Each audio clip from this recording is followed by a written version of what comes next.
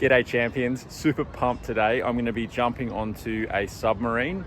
I'm 6'3", so it's going to be super interesting to see how I go in there. I'm at the National Maritime Museum in Darling Harbour, Sydney, Australia. Anyway, let's jump on board and check it out. All right, walking down onto the submarine now. Commissioned 1969, decommissioned 1999. And even this top area, not very big. So to get a bit of sunlight, it'd be absolutely really hard.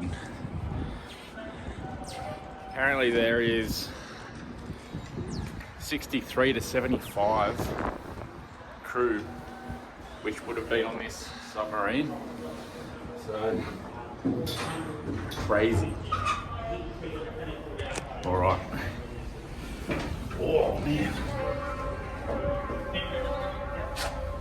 You're heading through to the junior sailors' watch. Crazy.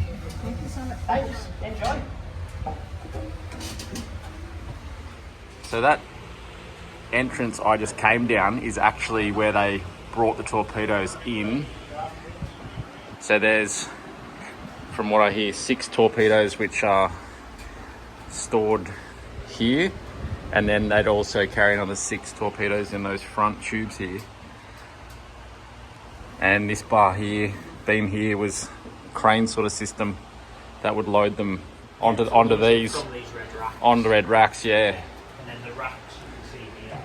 Yeah, so those side to side to then move them into the tubes. Can load them into the tubes from here. Sure, you would have had a crew of 68 on board in total. Yeah, wow. They would have had one 1-minute shower a week each. My lord. And the captain on the final voyage was 6'1". So through here is through to where most of the junior sailors would be. So I'm just coming out of the torpedo room. That's why the animal is Yeah, so apparently the last voyage this had 68 sailors on board. So these bunks are very short. Let's see if I can get on one. Man, that is crazy. Oh.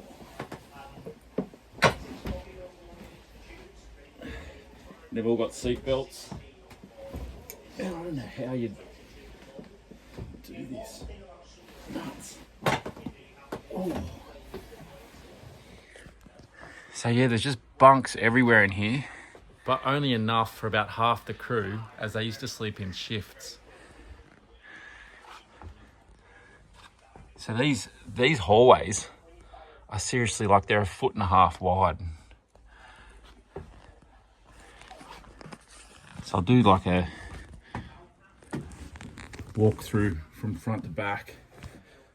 I mean, there's a few areas I can kind of just stand up, which is nice.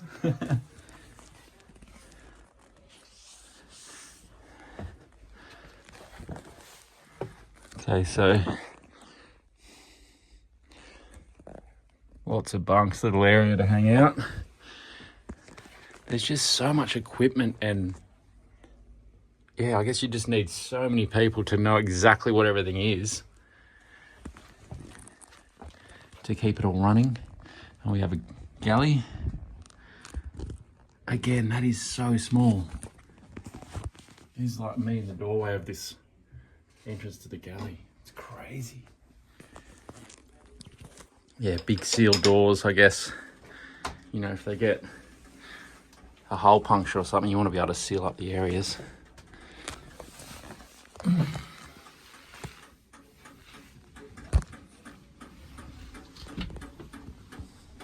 Here's another absolutely tiny room, far out. You got a sink and whatnot. Just the amount of valves and dials and stuff everywhere. Crazy.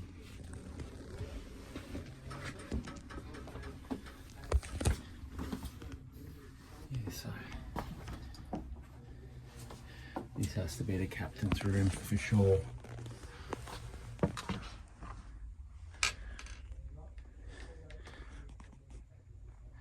I mean, you'd need such great mind control. Apparently this only, used to surface every 3 days to just under the surface, so they could run the diesels and charge the batteries back up.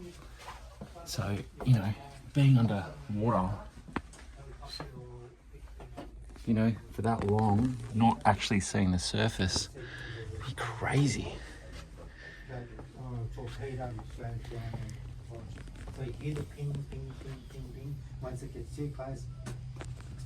Where the fire control, so that's where the torpedoes get fired from. And we've got the search periscope here, which is amazing. All the charts and stuff, the normal charts downstairs. If you see you blow the tanks, you'll push back on the helm. You got the helm there. Bring it up like a 45 degree, like a breaching whale. Like flying a plane, really. Yeah. Which is pretty cool. You have 20 or 15 people working. Obviously, he's not looking at anything apart from gauges and whatnot. Yeah. You can get your stuff really locked up. We've got all the tank controls. You've got Garden Island, which is the Navy base for Fleet Base East. It's amazing. Dry dock, called Towers. There is just so many knobs and gauges and That's stuff. the submarine base. It's crazy. Used to been over at Penguin, over at Mossman, but they found so it's too still very rocky squashed in in the sea here. pick up, so that's very sheltered. Then when they did the overhauls, they're over here at Cockatoo Island. You've been on Cockatoo Island? No, I haven't. Then you go over, come to the So leaving the fire station that's where the and seagulls are. helm and stuff, which was just there. We'll head aft, keep heading aft. The little room in there looks like medical. Got some heads. I guess that all just gets stored on board or pumped straight out. Looks like radio gear in here, I reckon.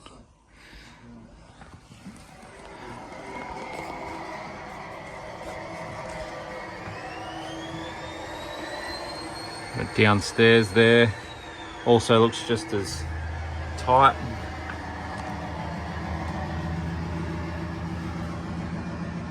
A little room. Head through another hatch.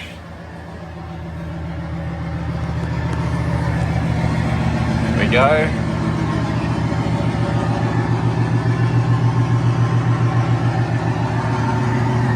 So this is actually an electric sub, so these diesel motors would charge batteries up.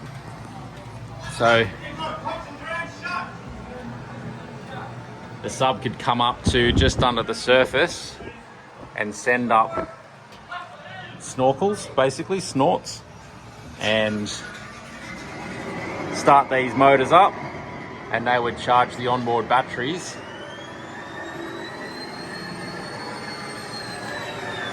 Basically, so they could, run underwater for, I think, about 3 days.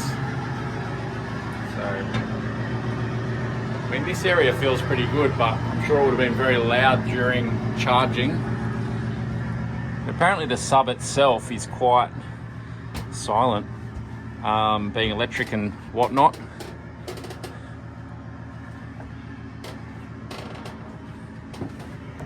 So again, access to down below. Lots of high voltage electrical panels and whatnot in this area. This is where the electrical engineers would have worked. Super, super important job on this boat. Guys would have been looking after, probably the charging and also the batteries and whatnot. So we've got another hatch to run through here.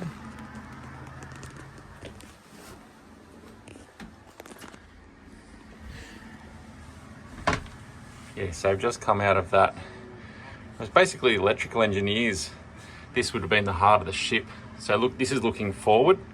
And so the guys that worked in here were the electrical engineers, and they basically could tell the captain, what he could do and what he couldn't do as to what charge was in the batteries, and, this is what the systems could let him do. So, whether he could go fast for a certain amount of time or slow for a certain distance without charging, and then they would tell him, you know, you're going to need to charge after this sort of time.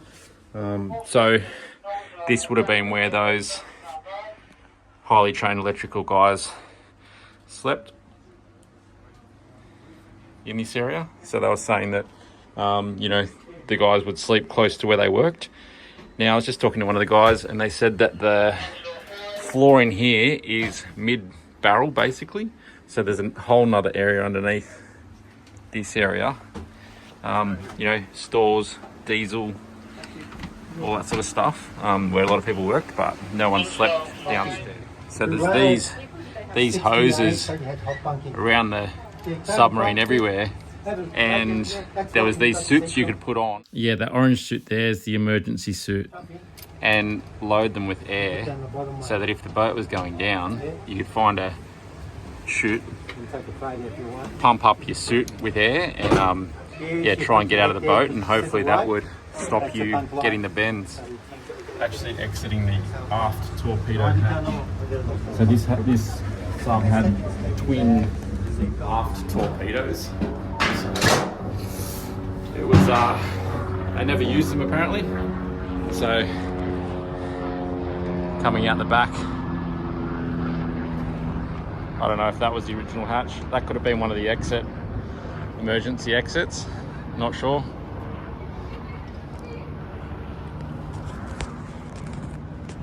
But that was a massive eye-opener. I don't know if I could spend, I think it was like 3 months or something they used to do as a cycle. So you'd, yeah, be on this for 3 months with another 60 to 70 guys. It'd be absolutely crazy. Anyway, that was awesome. Hopefully you guys enjoyed the video. All the best. See you, champs.